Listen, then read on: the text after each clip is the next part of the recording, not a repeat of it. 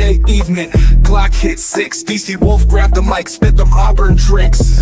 War Eagle chant echo through the mix. On that YouTube channel, Golf Sports, get your fix. Huddle up, game day replays. Highlights on deck, watch them Tigers amaze. From the field to the court, stories that blaze. DC Wolf's got the scoop, so tune in, press play. Huddle up, game day replays. Highlights on deck, watch them Tigers amaze. From the field to the court, stories that blaze. DC Wolf's got the scoop, so tune in, press play.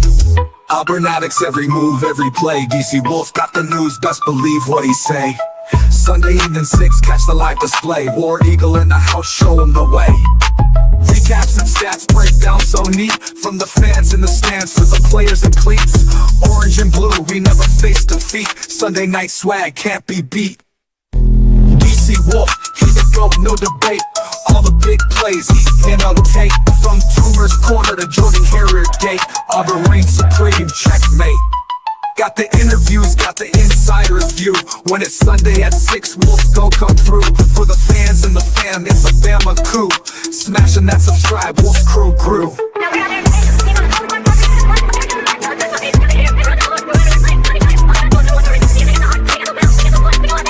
Smashing that subscribe, Wolf crew grew.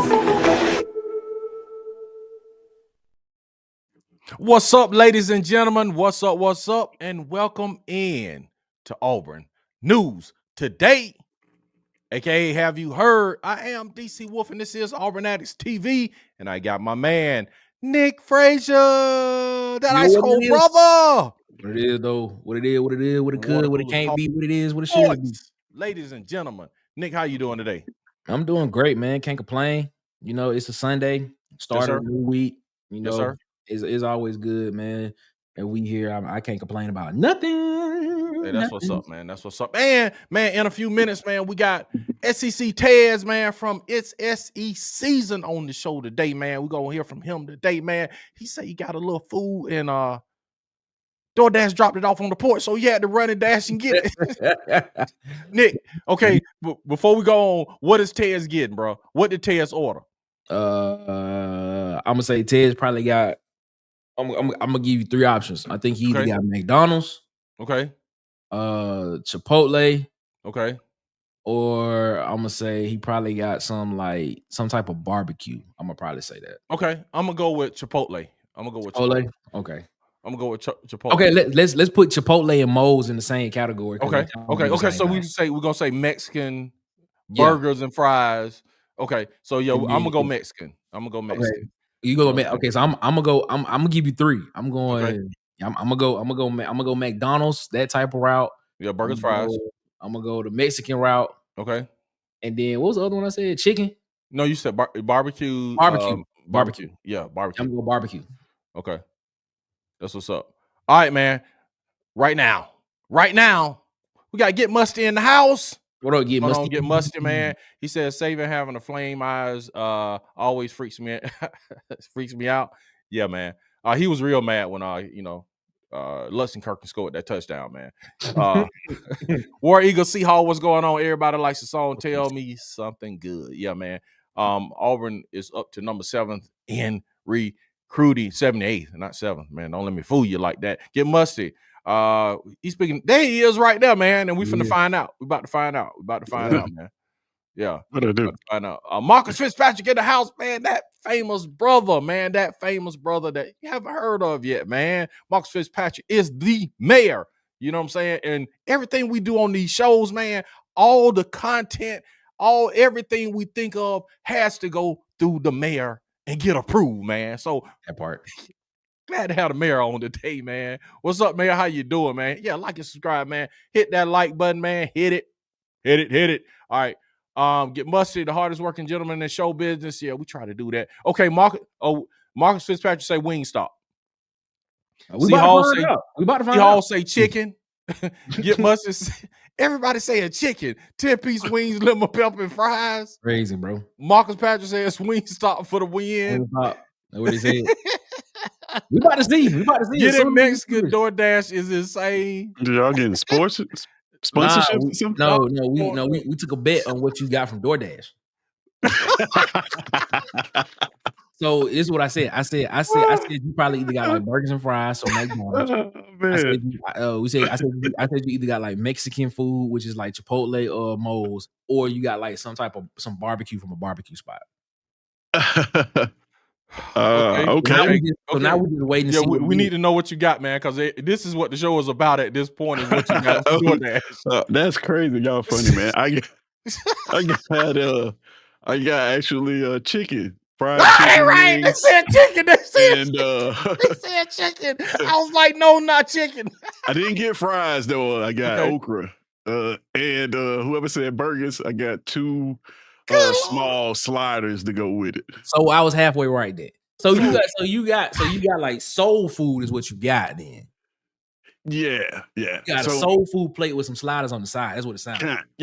Well, I like fried okra, bro. And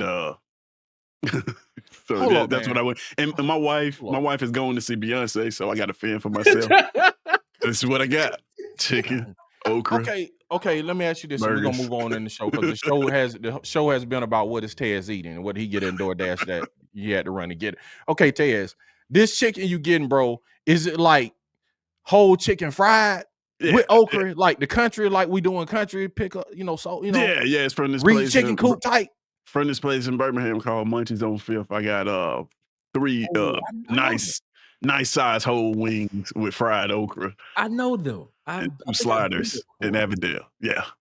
I've been there before. I think I have. I may have. I may not have. So everybody that said chicken was correct, man. I tried to say Mexican, Tez. I tried to say Mexican, man. I was trying to beat the allegations. You know what I'm saying? That was funny. That was actually kind of funny. That was funny. I'm trying to beat the allegation, man. You probably here were like, man, I got 3 wings, man, and okra. Like, you know what I'm saying? That's what's up, man. All right, man. Here go the show map for the day, everybody. Lock in, man. We're gonna talk some recruiting. We're gonna talk some bad news today. We got some bad news in Auburn, man. Hopefully we can overcome this, man. And we got good news for you guys, man. And the question of the day, man, is did Auburn make a big mistake on something, man? I got to talk to Nick and Tez about that, man. So first, let's talk some recruiting, guys. We are number 78th in the country in recruiting currently. And Kenyatta Watson put out this. He said it's a marathon, not a sprint. He said, watch this. Okay. Shouts out to Slade. She sent this to me. She keep me up on my social media and what's going on that. Being 78th, man, let me ask y'all, this is the first question. With the information you've gathered about NIL and the College Sports Commission, are you more or less confident in Auburn's approach to recruiting? Nicholas, talk to me. Man, see, okay. I know when y'all be watching us, I always seem to go the other route with things because I'll be looking at stuff from a different perspective sometimes, man. Okay. I think okay. Before I answer this question, could you go more in depth with your question? Are we talking about what we know? So when you say what we know, like, are we talking about the valid business proposal? Are we talking about teams front loading? Are we talking about that type? We're not talking about front loading yet because that's going to be the last question. Okay. That's going to be the burn the house down question. Okay. But what I'm talking about is when Hugh Freeze them came out with that press conference and it was him and Cohen. I remember that day, dude. It was like this big meltdown. It's like, bro, y'all stupid. You know what I'm saying? All these other schools doing, recruiting and getting all these players. Alabama got 25 stars and y'all sitting up talking about y'all waiting to August 1st. When they had when they had those press conferences and told us why they were 80th in recruiting at that point, man, it was this meltdown. Since then, man, being on the shows with you guys and doing a lot of shows together, man, it's been a lot of information dispelled. You know what I'm saying? Just going into the legal part, man, reading court cases and going to the College Sports Commission. I'm saying and Hugh Freeze coming out talking, he was like, man, I ain't going to apologize for my golf plan. But anyway, with all that being said, everything you've learned from that point, because when it first came out, you were like, you should be aggressive. They should be aggressive in their approach. So have you changed your mind now with all the knowledge you've gained since then up until now? No, I have not, because Okay. and it will, and once we get into the big mistake part of the show later on, it'll Mhm. make sense. Mhm. Because I think a lot of people was talking about the great. I think here is where I think Auburn was being too conservative at with the gray area of this recruiting and what the new NIL and college sports commission and NIL goal was supposed to be. I still think Mhm. Auburn was being a little too conservative. Okay. Because there was a length of time. If we go back in time, this this settlement, this ruling was supposed to be back in, if I'm not mistaken, I think it's supposed to be back in March is when we were supposed to get Mhm. this ruling when it first came Mhm. out. The ruling didn't come Mhm. until like April or, in the middle of April, beginning of May. It took them like another 2 months before we started getting their ruling. So you started seeing a lot of teams get Mhm. aggressive in that period. And I'm not Mhm. sitting here saying that a lot of these deals with a lot of these guys were made in that time period with teams knowing what was coming, because Mhm. when we sit here and talk about teams not knowing the rules, I think teams wholeheartedly know what the rules are. But I Mhm. think what they did was they I'm not gonna say they bent the rules, but they bent the rules in favor of where it would play in that gray area. And I just feel like Mhm. Auburn didn't. Okay. I'm just gonna be completely honest with you. I just feel like Auburn did not do that. Okay. I think Auburn was being a little too conservative, in my Mhm. personal opinion. The wait and see approach is still something that we need to see. You put out this August 1st deadline now, and Mhm. I think that's an artificial deadline that's been put out, and so you're gonna have a lot of people trying to see what happens, especially that month of August. If nothing changes during that time, you're gonna see a lot of people upset and want to know what exactly were you talking about. Well, maybe you were vindicated when you Mhm. saw. Maybe people do feel like you were vindicated when Ross Dellinger put out the report Mhm. from Big 12 media days and things and stuff like that. But now, does that vindication does it translate into recruits and people that are representing these recruits looking at this and saying, all right, do we want to go back and do business Mhm. with Auburn? Do we want to see Mhm. that happen? Mhm. Is that enough? Or do Mhm. they be like, all right, man, we in this situation now. This is where our guy potentially be. If we're looking at the long-term future of it, this is the guy, this is where we potentially can see ourselves making it to the next level. Let's Mhm. work out a deal here and make it happen. And the thing is about it, we don't know exactly we don't know what these guys were promised Mhm. or or guaranteed, or who facilitated what with these NIL deals and things and stuff like that. Maybe Mhm. nothing was guaranteed. Maybe these schools are playing in the gray area and they're not guaranteeing nobody else. I highly doubt that's happening. Yeah, I doubt that. But Yeah. but if it is, if you Mhm. let's just say there is a percentage of guys that are doing that. I Mhm. mean, I'm just looking at it and I'm just saying, all right, man, it is what it is, man. We just lost this one. And I would have to be on the bandwagon with DC on this one, just basically saying you probably have to wait this recruiting cycle out and just wait until next year and see what happens. Mhm. I don't know. I mean, right now, Mhm. I I would play this another way because I just Mhm. know that a lot of people play in the gray area a lot in a lot of different things. We always try to find a loophole Mhm. in Mhm. rule. And it seems Mhm. like a lot of other teams did that, and they are Mhm. doing that very well. And we'll get into that later on in the Yeah, show. We'll talk about absolutely, man. Yeah, man. Yeah. Tez, what you got, Yeah, man?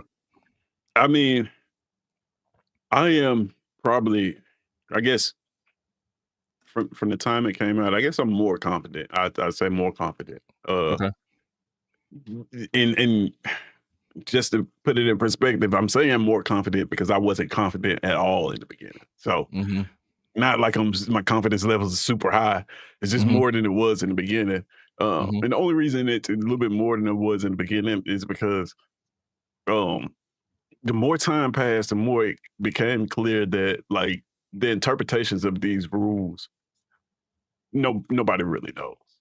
Like Mhm. it's not clear. It's not defined in a clear fashion. I don't think. Or maybe it is, and just like a lot of people are just trying to circumvent the rules. But yeah, like specifically Big 12 Media Day, listening to coaches talk at Big 12 Media Day, they all either said they didn't know what was going on or the answers that they gave for what was going on was different from the next coach. Like, it wasn't any consistency.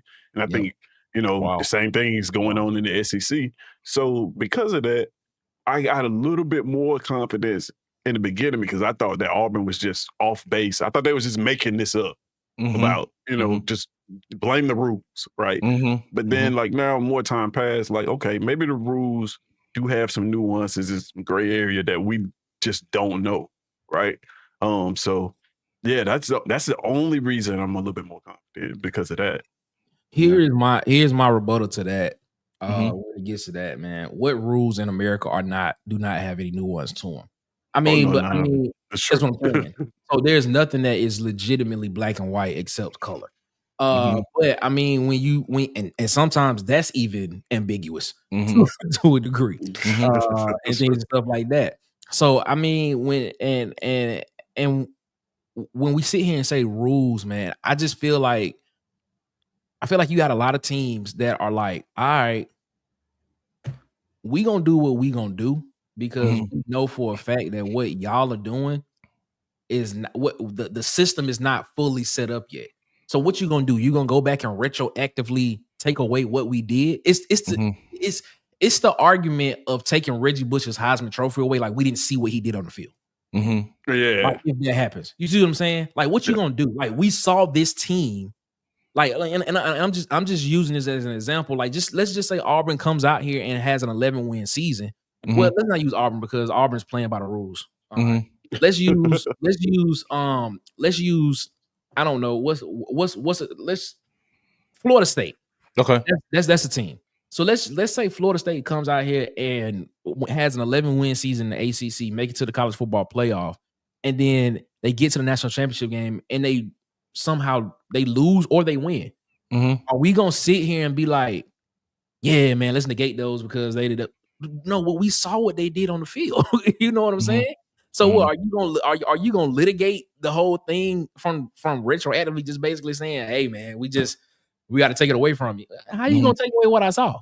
Like I saw this. Like, I can go on YouTube and see what's going on. So I just feel like a bunch of teams are just like, until you all put something in place that everybody can agree on, and I think that's part of it as well too. I think a lot of people don't agree with what the rules are, and they're finding ways, and they're finding the loopholes, and they finding these very small loopholes to play in, and it's legal.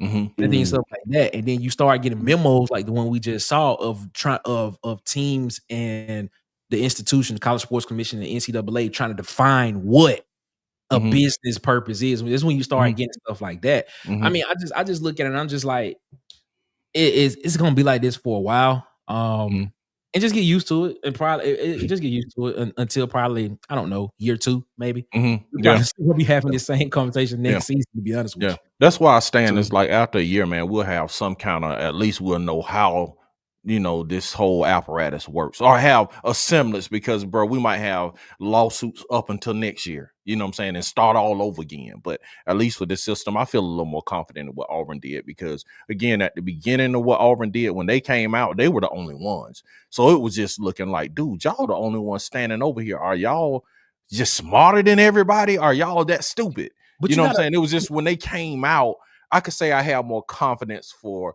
man, how it looked when they came out, man. It looked like, bro, like they didn't know what they were doing. But you gotta look at the other schools. Like, even if you look at some of the Big 10, not Big 10, but the Big 12 schools that were talked about in that article, they still signing guys. They still out here heavily active in the portal and things and stuff like that. I'm not in the portal. They still out here heavily active signing guys in the 26 class. But I'm just like, so what's the problem then? Like, what are you? I mean, apparently y'all still out here saying it's the problem, but y'all still out here playing in this gray area. Like, what's the problem? It's just like, all right, man, I'm in here playing in the sandbox with this person. They hit me, hit them back. Yeah, Nick, that's one of my favorite Nick phrases right there. What's the problem? What's the problem? Anything else on that, Taz? And I'm see what the comments got to say about this. I was just gonna say to Nick, man, yeah, you're right. We can't unsee that stuff, but here in America, bro, that's the expectation. That's what we try to push. Even outside of football, everywhere you look, you see some system trying to get people to unsee everything. Even Yeah. it's like the expire. It's like you right now, your driver's license expire, right? Mhm. You can Exactly. go into a store and try to buy some Yeah. alcohol on a Thursday. If your driver's license expire on that Friday and go into that same store, they gonna Yeah, pretend like it's like yeah, like they didn't yeah. just see you Right. and you weren't Yeah. old enough the day before. So like That's it's the good. American way, man. Yeah, for sure. But That's good, man. That's good. That's a good it example. is. It's so much more I want to say about this particular Mhm. subject, though, the Mhm. recruiting, though, but I want to save it for when we start naming the big mistakes. Okay, cool. All right, man. C Hall says, man, ordering food on Sunday is a sin. LOL, man. Hey, C Hall got man. to be from the country, man. Yeah, He got to be boy. from the country, dude. Because like country people like cook on Sunday. Like On Sunday, like they I start know my Saturday Yeah, people night. in South Georgia, my bro. wife going They to see Beyonce, bro. Like I can't. yeah, She and that's can't what I was just. cook. I was like, man, the man wife is going to see Beyonce, man. Come on, man. He fending for himself, man. At Yeah, least he's man. getting a hearty meal. You know what I'm saying? What's up, Huggy? What's going on, Huggy? How you What's doing, happening, man? Huggy? Hope everything going well with you. Like you said, righteously, bro, getting tired of them not getting a notification. So, oh man, I don't know. Huggy, we're gonna have to send out Yeah, one of we them got people. pigeons to you, bro. Get mustard say Ted's eating good. Dispatcher say yeah, Ted's eating good. Fried okra to jam. Chicken on a rainy day ain't nothing better than that. Chicken on a rainy day ain't never heard of that one, man. Man, y'all better start hitting that like. Yes, real talk. Please hit the like button, man. Marcus chicken on any day. Here we go. We not beating allegations over here, man. Chicken, fried chicken. Yardbird. Can I tell? I'm gonna go through the comments and I'm gonna tell the story, man, because me and my. Okay, let me say. I joke a lot about the allegations about chicken and us, but so we were listening to Jared Judy and then my daughter was listening to Jared Judy interview on I think it was ESPN or something like that. I don't know. It was one of the major stations, and they was like, "Yeah, Jerry, what is your favorite food?" And I was like, we were riding. I was like, man, don't say chicken. Just don't say chicken. He was like, fried chicken. I was like, come on, Did he dude. say it like that though? He said fried chicken. Yeah, he said it like that. Oh, wow. They was like, what's your second favorite food? He was like, chicken Alfredo. That's not fried. That's actually baked. I'm just like, bro, still canned chicken though. I was food. like, bro, we ain't beating allegations. What's up, man? What's going on with What's you, Aggie, happening? man? We're bottom of the barrel right now, man. I feel we're doing it the right way, but I'm not confident that we are there will be accountability for the big programs. That's what Nick is saying. That part. Get Musty says because right now Auburn getting flame broiled online. Yep, for its recruit, man. They are. Yeah, the thing about it is it's all about the optics of the perception of it, man. Like Yeah. if you optically looking like you're doing it, I mean, a lot of the pressure would be off of you. I'm just it is what it is. Trevelyan, king of the comments, he said Rip said Hostley, first player from BTW, Booker T. Washington High School in Tuskegee, Alabama, to sign with Auburn, man. Rip said, man. Rip said, man. I watched it, and that was probably one of the most vicious hits I've seen in high school football. I've seen from that man. He's played safety for all Tuskegee. BTW. Marcus Fitzpatrick says Hugh Freeze is trying to play it smart. The more I learn, but it's much gray area to receive punishment. Yeah, we all agree on that, man. They know NCAA ain't going to do anything. All bark, no bite. Ain't nothing the NCAA can do anyway. Period. Because we know this is a whole nother entity, College Sports Commission. Marcus, I agree with you. I think you can't punish schools if the verbiage of the rules aren't clear. That's just my opinion. Okay. Baby mama call, but you got to answer that, boy. You got to answer that. Let's play a game called Who Needs a Hit That. I'll start. Not it, pass it down. Yeah, hit the like button. I like that, man. I like that, man. Yeah, C Hall said grandmother raised. Yep, I told you. That's country, man. Yardbird, get you some. Yes, all right, sir. man. Yeah. Let's keep it moving. Let's go to the next thing, man. Bad news, man. Got some bad news today, fella. Well, not today, yesterday. Todd Pettiford arrested. Really? Okay. DUI. And we had a man kicked off the team, DJ Barber, for drug possession. So we'll move on from the bad news. I think everybody knows that. So Yeah, just to let you know, DJ Barber is no longer with us on the team. Mm. So let's go from the bad news to the good news. All right, man, we got good news. We got a new linebacker, got a new commit, 4-star linebacker Adam Balagoon Ali, 4-star, Rivals 300, ESPN, #1 inside linebacker, and also Jacoby Matthews. He's already transferred into Auburn, man. He played for DJ Durkin at Texas A&M. 276 cover snaps, 0 TDs allowed, and a 38.2 passer rating for this guy, man. Anything on him? What y'all got on him, man? On the new recruits, man. Yeah, I think Matthews is gonna be an instant hit in the secondary for Auburn. I believe that. It is very funny when we got to say #1 inside linebacker for a guy, because he's a 4-star, right? Yep. He composite 4-star. A lot of people, some places have a 3-star, but it's hilarious to me that you have to put that at the bottom of it, because I think that lets them know that, hey, people are looking at the recruiting side and saying, hey, I got to do something. I got to give us something. 4-star ain't enough. What else is he? #1 inside linebacker. Oh, not like Tyler Atkinson out there, who's the #1 overall linebacker in the class. Yeah, for sure. Or you got Anthony Jones, who's another, one of the top linebackers, top 100 guys in the class and stuff like that. So I think when you start seeing little sub stuff like that, I mean, people be like, all right, they probably understand and see what's going on in the public, and they got to give them something, to kind of quell the fears about it. Yeah, that's what's up, man. That's what's up, man. But yeah, man, I think I looked at this film, man, and dude is he is that real deal, man. I'm looking forward to see what DJ Durkin does as far as the development of these linebackers, man. We're getting linebackers in, man, and we're getting highly touted linebackers in, and we're seeing the development in the secondary. We're seeing it on the offensive line. We're seeing it everywhere. I haven't seen the linebackers like pop yet. You know what I'm saying? Yeah. I haven't seen, and I'm sure they will. So we saw a little flash out of DeMarcus Riddick last year, but as far as like your Joe Phillips and we got Keldrick Faulk's brother coming in. So we got what's your boy name? Me and Asia just talked about, because his brother walked on with him. We call what's the linebacker name, Nick? My mind froze. Bro, we call him the Hulk. The Hulk. We call him Hulk. I'm about to say, if you ain't talking about Elijah Melendez. There you go. Yeah. We were just talking about, because his brother, I think his brother is a walk-on linebacker also. Okay. So Elijah Melendez. So all these people, man. He gonna be a all these people, all these linebackers we see, we haven't seen that maturity and development yet. And I know they're young, but I want to see those guys develop on the DJ Durkin. Anything on that, Tez? Yeah, I kind of echoing the same thing y'all said, man. I think that Matthews be able to come into this, he's coming in late, but he's played this system before.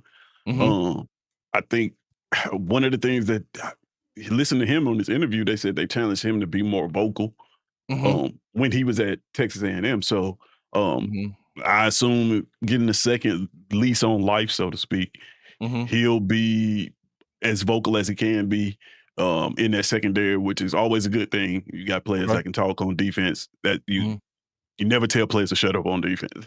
Sure. Like, absolutely. when they talk on defense, I think, and that also, I know that our safety room is crowded right now, but it does give the young guys a little bit more time to develop. And you won't have to expect so much from them right now, because I think we were on the verge of possibly starting a really young safety opposite of Caleb. So he comes in and fixes that problem. And then as far as Nick said, #1 inside linebacker, I mean, I'm interested in the linebacker position because we lost a lot of production this year. And to DC's point, you hadn't seen them pop. And I think a lot of that is because majority of the guys that played under Hugh Freeze were already here, and they were older guys. This would be a true test of Durkin's development and what you see on the field. So what you see from a Robert Woodyard, what you see from players that didn't necessarily play last year, but were in the system is going to tell you a lot about DJ Durkin and his defense. And I expect a lot, honestly, because that's his bread and butter is linebacker play. Exactly. So I expect a lot from him. Yep. And if he's evaluating the guy, you know, and signing him, I trust his evaluation of linebackers. Sure. Okay, before we go to, and we're gonna do the cornerbacks room today, man. Just kind of get you acclimated to the cornerbacks room, who's in, who's out. But first, I want to ask you guys, as far as the recruiting and kind of piggybacking off what we're talking about, DJ Durkin recruiting. This recruiting class, being at the 78, where does it have to go for you guys to be satisfied? Like, where does it have to end? So where you feel as an Auburn fan vindicated, like, yeah, man, we good. What does Hugh Freeze have to bring this class up to? Oh my God, go ahead. Okay. You go ahead. You go ahead. Well, I think just Auburn period is a top 25 class. Just baseline, just from it being Auburn University, you should be no matter who the coach is, you should be able to bring in a top 25 class. Absolutely. I think anything less than the top 25 class from any coach at Auburn University is a failure, because I look at Auburn University as a top 25 program, right? I think we all do. So yeah, you should be able to sleepwalk into a top 25 class at Auburn, for real. But so to save this class, that's an interesting question, because all the reports say that they're taking a smaller class. So I would say get in the top 25, but I want to see the average player ranking. Okay. To save this, we need some big names to fall to Auburn. We need some elite players to sign. There's a couple players we need to flip. There's some still out there that we need to sign, but we need some staples in this class. It's kind of like, I was talking to Nick about this, kind of like last year when we signed Deuce Knight, right? Everybody was excited about recruiting. But once you landed that big fish that could galvanize a class, it's different, right? Yep. And we don't have that yet. Have that yet. So that's what I want to see. Who is the highest of the high? Who is the top rate recruit, and how is he going to galvanize the rest of the class together? And maybe it's not going to be top 10, of course, based on sheer numbers, but those 15, 16 kids that we do sign, I want 5 of them to be elite guys. Right. Nick? Yeah, man, I don't think it's salvageable. I'm gonna be real with you. What? Yeah, bro, you always shock me, man. What? Yeah, tell me. You don't think it's salvageable? I don't think it's salvageable for us to, like. Okay, I agree with Tez on the point that Auburn should be a top 25 recruiting class every year. No, you shouldn't be no lower than top 25 every year. That's what Auburn should be. But and I've stated this before, man. In this era of recruiting, now that we're in, the pool of those elite blue chip type guys that's recruiting are recruiting early. And a lot of those guys are not going to flip commitments throughout the year or even at the end of the year. I mean, because most of the time, a lot of these schools, they zero in on the guys that they want. And a lot of guys, and every school is fighting for those top tier blue chip type guys. Okay. The Cedarian Morgans, the Tristan Keyes of the world, the Jair Edwards of the world. You look at those type of top tier blue chip guys, and even when you get down to the 4-star range, you know, those high level, those high ranked 4-star guys, a lot of teams are fighting for them. And shout out to Ed. Ed said there's a difference between a guy that is a 90. There's a difference between a 95, a guy that has a player rate of 95, and a guy that has a player rate of 91. There's a difference there. You know, and we say that these recruiting services are not science. They're not exact science, but a lot of these people do this every day for a living, more than we do, and they sit and watch and they scout. So they have the ability to see what small things it always comes down to the little things. What little thing separates this guy from that guy? And I think Ted said at one point in time, a lot of this stuff, these prospects, a lot of it is based off measurables as well too, and that is very true. But I mean, when you look at the recruiting services that are out there, when you look at these top tier type guys, When you look at, like I said, those top tier 5-star and top tier 4-star prospects, they're recruiting early, and once those guys are recruiting earlier in the summer, they're working out their deals. They are narrowing down their list before the season start, because they'll give you the narrative. They don't want to be bothered or distracted during their senior season, going into it. I just think it's just going to be super hard to flip a lot of these guys. And when you get to that, December signing period, and then that February signing period, I know people forget about that. The February signing period, when you get to that period, that pool of talent that Tez was talking about, getting those staple guys, it's just not going to be there. Because in order, and the thing about it is, a lot of these schools are trying to get those staple guys to commit early so they can be on campus in January. You know what I'm saying? And so I just don't think I think a lot of your recruiting for like for example, like for the 27 class, I think a lot of the recruiting for the 27 class is gonna have to happen literally right after the season starts and ends in January of next year. And from February all the way until that June period is when you're going to be making the deals. You're going to be recruiting and trying to get guys to commit to your class and get them in, because if you can get them committed earlier, that's a better that bodes well for you, because it's easier to have a guy commit 14, go out, win 8-9 games, and have a guy stay than it is to be a team that we are trying to win 10 games and then to have a guy commit to another team that's consistently an 8-9 win team. So and then have him flip to your school. So I just think in this era of recruiting, I don't think that pool of elite talent, because a lot of it is getting swept up. Now, not all of it is not gone. All of it is not gone. But that pool of elite talent of those top tier blue chip type guys are not going to be there to actually help us get to that. So if I'm Auburn, I think this is the class to where you go out and you find some of those gems. You go out and find some of those guys that can be rotational pieces in your class.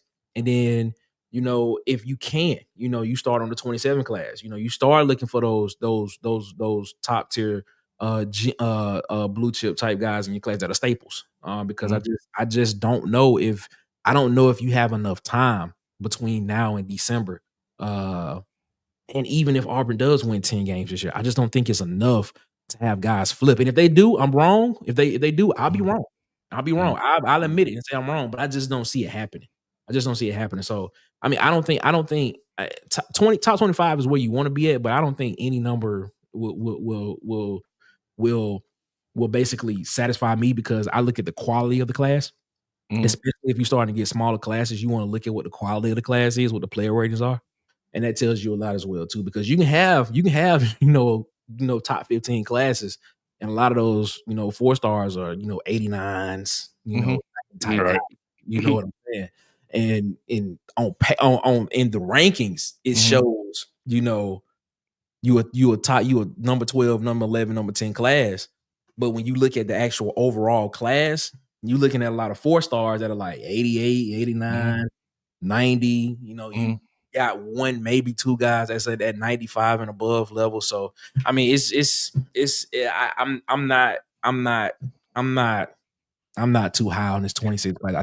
I think you'll get some very solid pieces, but the Cam Coleman's, the Elijah Melendez's, the Jordan Crawfords of the worlds, the Malik Autry's, the Jared Smiths. I don't think we get those in this class. I think we probably can get one, maybe one, maybe two, but not like we've seen in the past. I'm not high on it. So you said it's not salvageable, man. So give me a number. What's not salvageable? You think we finish like in the 40s? I think it's possible. 30s or 40s? I think it's possible. Auburn could finish probably like 30s, 36, 35. I think that's possible. I'm gonna say this. I think Auburn finishes in the top 20. Okay. And and because of Hugh Freeze's record, man, because he's gonna have to show me he can't recruit before he's gonna have to show me his in-game play calling has improved or whatever they're doing that's messing up. He's gonna have to show me they can score in the red zone. So Hugh Freeze is going to have to show me he can't recruit. You got to remember, man, he flipped Antonio Coleman from Alabama. He flipped the Smith kid from Alabama. But you gotta look, he flipped Perry from Alabama. But you gotta He look at flipped when that Falk happened, from Florida State. What I'm just saying, man, the dude can recruit. So I think he's gonna finish top 20. And if he proves me wrong, I'll just be wrong. I'm not sitting here saying he can't recruit, but you got to look at when that happened though. A lot of those flips happened before the season started. A lot of that stuff was happening in the summertime.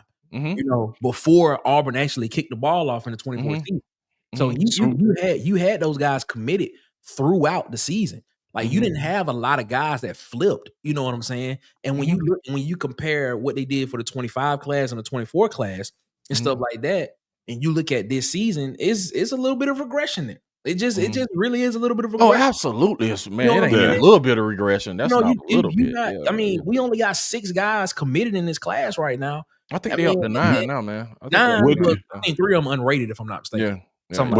I got you. What I'm looking at, man, that sticks out to me too is Hugh Freeze's first year, the very first class.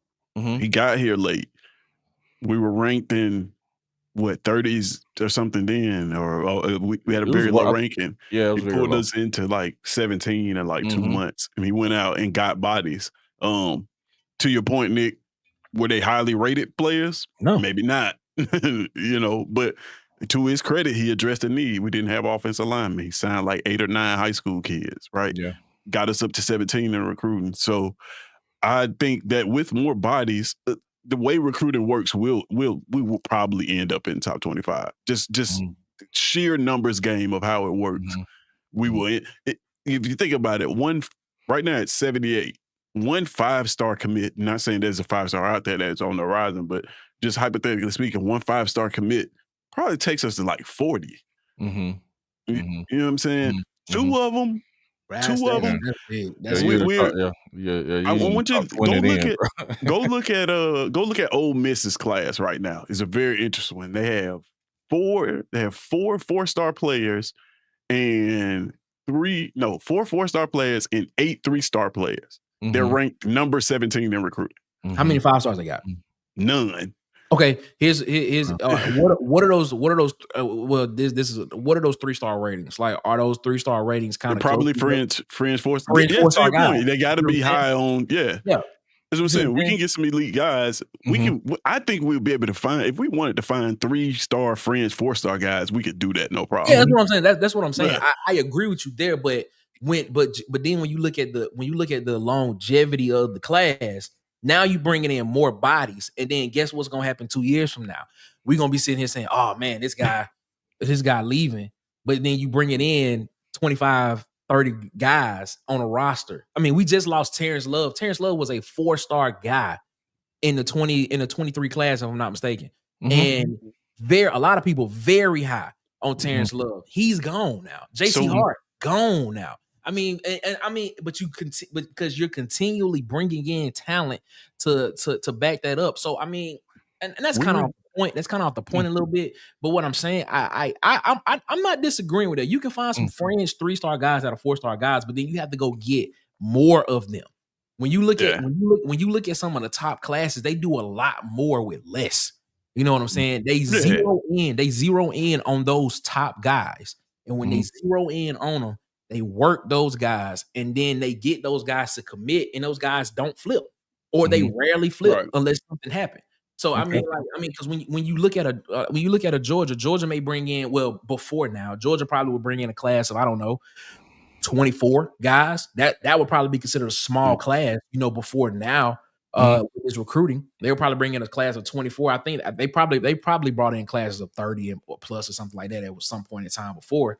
But then when you look at that, in that 24, you probably looking at, I don't know, 4 or 5-star guys, and then you probably looking at a bunch of you probably looking at, you know, I guess you could say 12 to 13 4-stars, and the rest of them 3-star guys. If they even if they look at 3-star guys, you know what I'm saying? I mean, if you want to get a fullback or something like that, they might not be, you know, highly rated.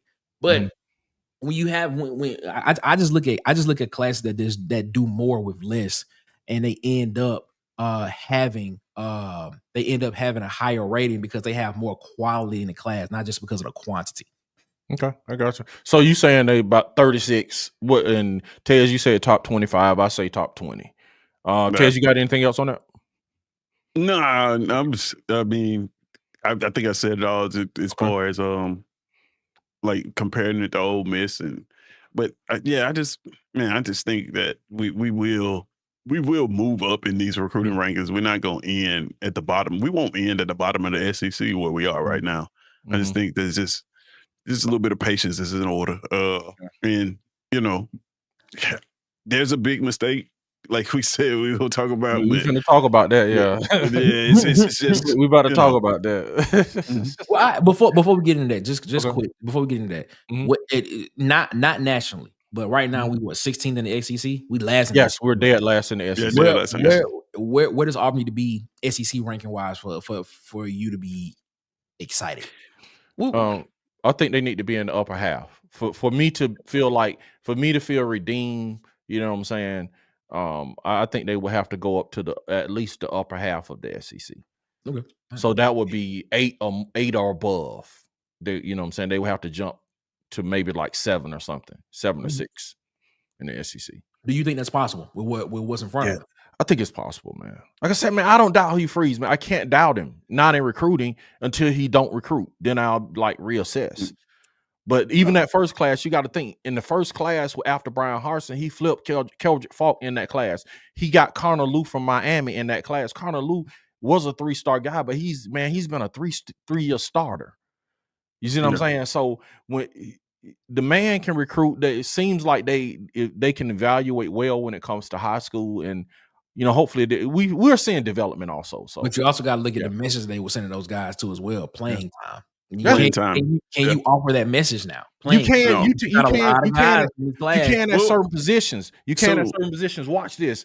Even now, because we had the first class with when not the class before this one, Malik Block and them came in. They started right. So now you got Archery coming in. Those guys are going to play. They're going to be in deep rotation. So what the guys in the defensive line, and I heard a defensive line prospect say this, he was like, when I went to Auburn, he was like, what I saw on film is when young defensive linemen come in, they play. You see what I'm saying? Yeah. So they got that reputation with the people they had in the last class that started all those games when they said Auburn has the most freshmen to play in the whole country. So they are like, man, if I go to Auburn, they're going to give me a shot to play. So you can sell them that message that, look, we play the most freshmen in the country. Hey, if you come in and you got what it takes, you can play. So, but let's talk about progression though. Let's talk about the progression of that though, because if you playing these freshmen early, right, and they not going anywhere, what are you telling a freshman that's coming in that he has a chance to play if you already know that these guys that are freshmen that played last year, they're gonna be sophomores this year? Some of them redshirt sophomores. How can you tell a guy that's a freshman that he's going to be able to play early or be in a rotation when you already got 2 classes of a deep rotation of these guys? They're going to have to sit on the bench or at least redshirt a year. Not necessarily. If I was a coach, like I told you when we were talking philosophy, if I'm a coach and I have a senior, if I have a freshman come in and he balling out, like Balagoon played as this linebacker we got coming in, they say, man, he played as a freshman on varsity.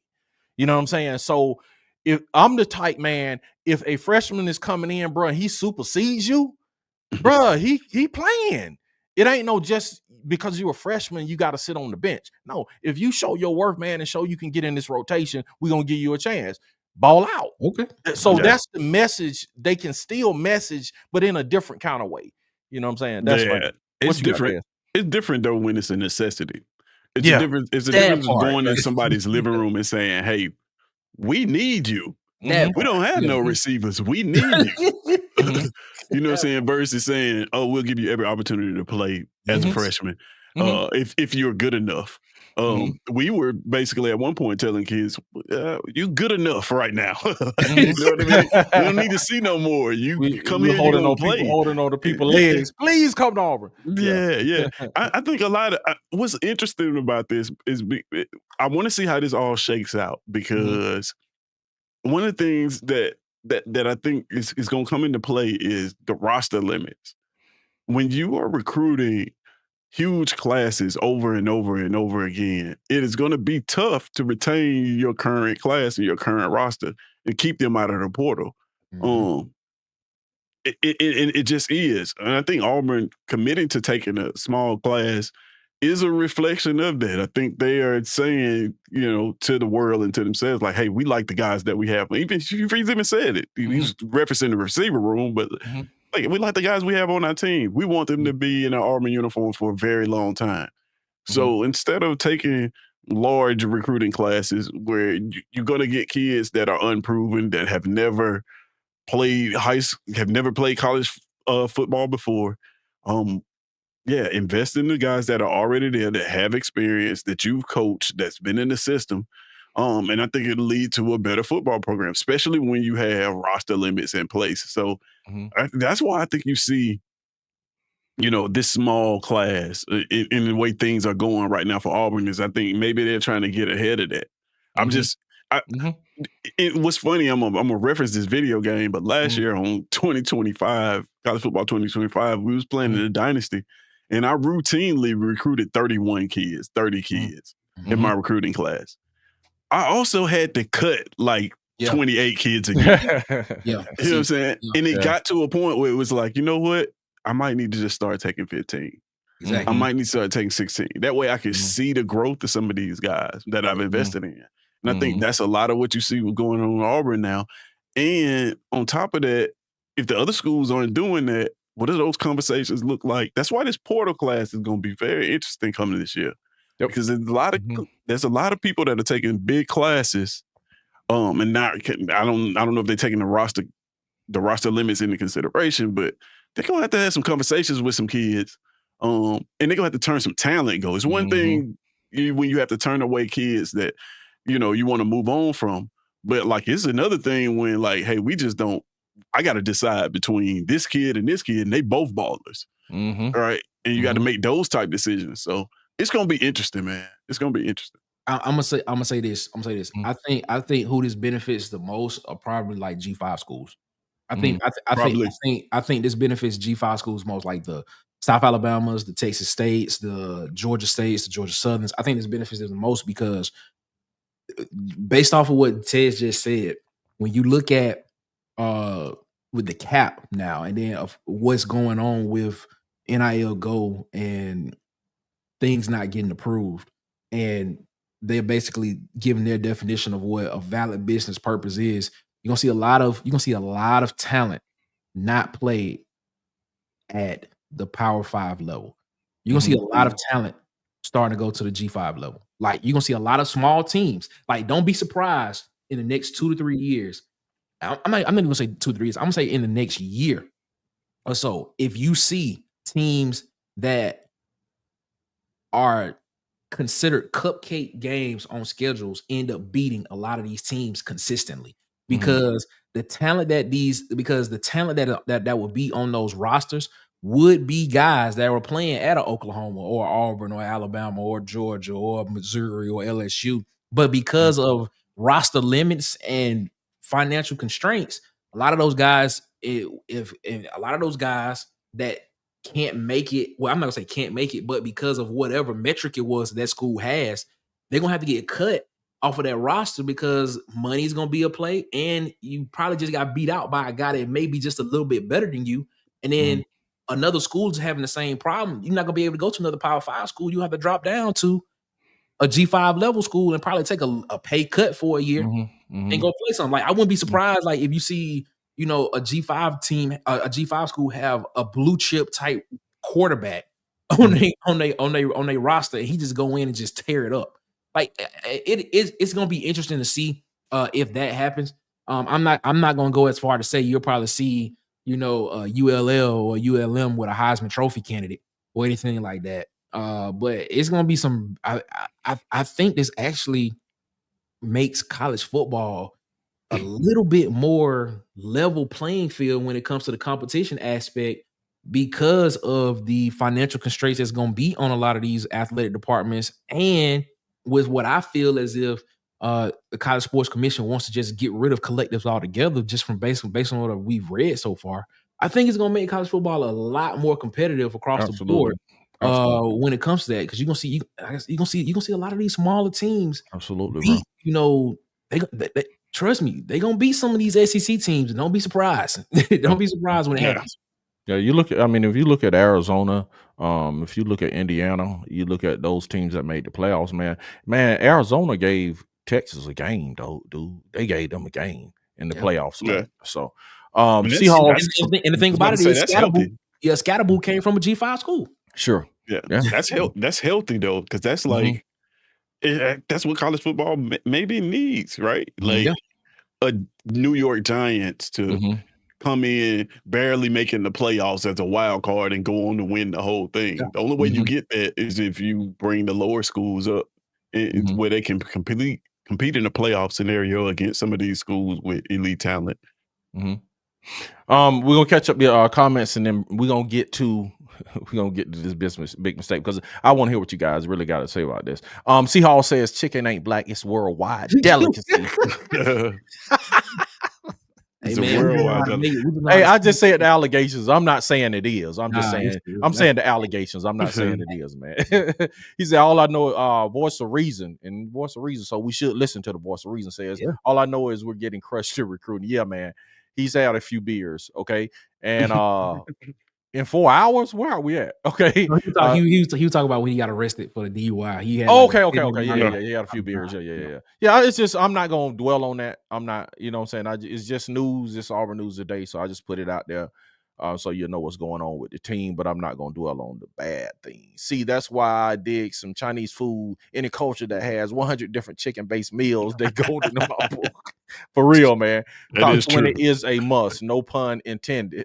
Yeah, I see what you did there. Get mustard. Yeah, I say top 20, man. If they go top 20 and then have a really good portal class, man, yeah, we rocking. Voice of reason, that's why I roll my eyes when I see arrested for DUI. That law is rigged to get you whether you drunk or not. Musty. Them AU coaches better start getting musty on that recruiting trail. Allie Bear, what's going on? Any info on the rest of the top 10 in state and where Auburn stands with them? We bad, bro.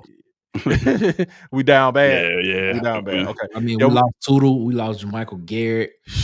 Yeah, bro, I think Hezekiah Harris is like the only guy that's still on that list. Right. He's in Tennessee is talking to him every day. Yeah. And Tank Jones would even have Auburn in his top 3, bro. Right. Oh man. He says we didn't need a big class because we retained so much. Nick, either way, we're gonna light things up. Watch Freeze mouthpiece between now and December. Okay. I'm just I'm with you. I'm with C Hall on that one, man. If Auburn is banking on a bunch of flips to shoot up the rankings or before signing day, that's not feasible. Why not, Allen? I agree. He's done it before. He's done it before, though. Why not? Not during the season, though. That's what I'm saying. Like all of that tough to flip kids during the season. Yeah, all of those flips happened before the season started. Okay. That's what I was trying to say. So y'all saying that Hugh Freeze can't do it in the season? No, is what you're saying. That's no coach. We haven't seen a coach do it. I think he'll get some flips. Don't get me wrong. But this massive flip-a-thon of 10 kids flipping to Auburn is not gonna happen. Like maybe we get 1 or 2. I'm with Bubba says this. Bubba says Bubba and Old Man Sports Talk, man. He on his break, man. That is dedication, Bubba, man. That's dedication, man. He says on my break, just hopping in, Nick. If AU wins 7 or more games, I'll bet you 1,000. 1,000 what, Bubba? I was about to ask 1,000 what? 1,000 what's, Bubba? That's the question. Is it 1,000 AUs? That's what kind of currency is that? Yeah, what currency, Bubba? 1,000 AU. He said AU lands a top 15 class. I'm with Bubba, man. King Richard, the king is in the house, man. What up, King Richard, man? His Royal Highness. What's up, my guy? The king, your Royal Highness. What's up, man? What's up, fam? They speaking to everybody. Yeah, for sure, DC. He says, all right, Nick, I'll add 8 guys 90 and above. But that's still okay. 90 and above puts That's a 90 and lot, though, above. bro. That's some getting musty in recruiting. If Auburn adds 8 guys 90 and above to this class, you don't get musty, bro. That's getting down, bro. Okay. So I got a question for you, David. Since we just mentioned the 90 rating in the top 10, I'm looking at it right now. Who would you guys say has the highest average recruiting rate? If you had to guess, the highest if I had to guess in the top 10 average recruiting rating. Well, give me the top 10 first, because I can't remember off the top of my head. Okay, so number 1, of course, is USC. They've been number 1 for a while. 31 kids signed. Okay. So you got USC, Georgia, Texas A&M, Notre Dame, Alabama, LSU, Ohio State, Oregon, Michigan, and Clemson. Who has the least amount of kids signed? Who has the least amount of kids signed? Nick LSU. Nick No, Oregon. Oregon always got the least amount. Nick doing math trickery. Oregon has the least amount of kids signed. If Oregon has the least amount of kids signed, I would probably say Oregon probably has 3 5-stars. Am I wrong? Yeah. Oregon has 2 5-stars. 2 5-stars. Okay. So if Oregon has 2, because in most classes, they only put out, there's only like 32 guys that get the 5-star ranking in classes. So 30 to 32. Sometimes they go up to 35. So if Oregon has 2, that tells me that probably only 1 or 2 other teams in that top 10 probably has 1 or more 5-star rated prospects. That's where it gets interesting. I'm gonna go either. There's only 2 schools. There's only 2 schools in the top 10 that don't have a 5-star prospect. Really? That's surprising. There's only 1 school in the top 10. That? There's 2 schools there's only 2 schools in the top 10 that only. Well, no, 3 schools in the top 10 have 1 5-star prospect. The rest of them have multiple. Okay, but how many people do they have in their class though? 60. I'm gonna probably go. I'm gonna probably go the least rated. I'm gonna probably go Oregon. I'm gonna go either Texas or Alabama. Okay. Now LSU has 16 kids too. LSU got 16. It might be LSU then, bro. It might be LSU. Yeah, it could be LSU. I'm gonna hedge my bet. I'm gonna go either Oregon or LSU. Okay. Who you got? Right. Who is it? The average rating is Oregon is the highest. Yeah. In terms of average rating, they are the highest at 92.1% average. The second on that list is LSU. Okay. Third on that list is Alabama. And then it kind of falls off after that. That's what I'm saying. So that tells me that Oregon and LSU are getting they have less people, but they're getting more quality guys in the class. That's what that's telling me. So that's what that's telling me. If I'm wrong, I said all that to say, you got 2 people in this class in Michigan and Clemson with an 89% rank, right around 89%. Then when I scroll down, I'm telling you, Ole Miss is interesting me. I keep bringing that up. Ole Miss is sitting at 4, no 5-stars, 4 4-star recruits, 8 3-star recruits, 13 total, and they're at 89.38. So they're a fringe top 10 team in recruiting. So basically, telling them they average the guys that they're getting the average 4-star guys, like a mid to low tier 4-star guys. What they say with a very small class. This is what gives me confidence that Auburn can move back into the top 25. Yeah, but you gotta go. But see, here's the thing: you gotta go find a bunch of those 3-star guys and a bunch of those 4-star guys. You gotta find some. And Auburn's to be clear, Auburn's ranking is getting pushed away by we signed 3 kids that don't have a ranking, that don't count. The long snapper is not going to count the ranking. The kid from the NFL Academy is not going to count the ranking. And then it's another one that's not going to count the ranking. I can't remember. There's a defensive lineman that was signed that ain't in the ranking as well. Yeah. So while our numbers reflect that the only kids that they're ranking are, we had 9 kids signed, they're only ranking 6 of them. Right. Yeah. Right. So we have to consider that too. And that kid from the NFL Academy, I think he might be the real deal. I think he might be able to play. He gonna have to drop some weight. He He 300. might have to drop. Bro. He might have to drop some weight, but at right tackle. Oh, at right tackle. I mean, still though, he gonna have to drop some weight. He gonna have to be at least. He gonna have to be close to that 350, 340 range, bro. He gonna have to drop like 30 pounds. He look like he can move though, man. What his ankles look like? What is that? Everybody know. Everybody know. He freeze like some ankles. That's funny. The ankles. He freeze say he look at them ankles, man. That's hilarious. Jesus Christ.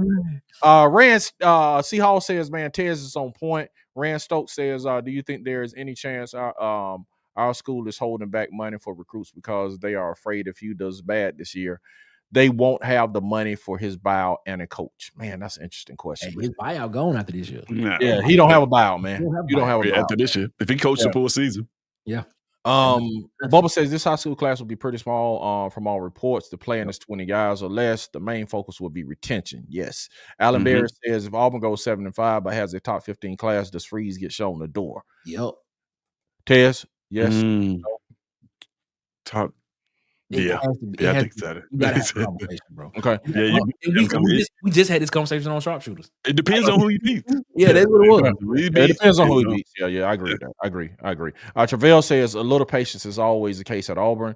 Bubba says Allen Berry, outside of major injury issues with the roster, I think he should be fired if he don't win 8. It'll depend on how the money people feel though. And then too, it depends on if he wins 7 and he goes to a bowl game and win. If he wins a bowl game that's 8-5, man, I don't think he's going anywhere. The best player should always start no matter what. Yeah, that's what we. Lil B TV, okay. Freeze needed top 10 classes to build this thing up. Talent wise, we're there now. Plus, we're young. Auburn spending the money on the guys that's gonna play, not sit those guys. Not sit those guys are the priority. Yes, I agree. Oh yeah, DC, I know how much Beyonce cost me for my wife and daughter. My kitchen better be kicking.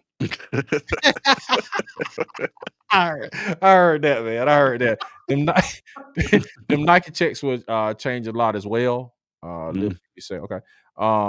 Facts, next G5 schools with real money like Tulane, UNLV, Texas State, Liberty are gonna be littered with SEC and big, I guess 12, 2, and 3 deep guys due to new rules. Yes. Sam Hickson, what's up going on, Sam? Sam new in here, man. What's up, Sam? I'm not surprised it's Auburn, the retirement of the SEC. He must be an Alabama fan. Sam. Appreciate you coming by, Sam. Yeah, appreciate you, Sam, man. Appreciate you. Got to get back. Love the show. Gonna be listening while I fry these onions. Hitting them blooming onions, baby. That's what I'm talking about. Nick be going through emotions like he watching the whole AU season in an hour. Y'all gonna see a lot of it this season because we're gonna be live watching games this year. Y'all gonna be seeing it.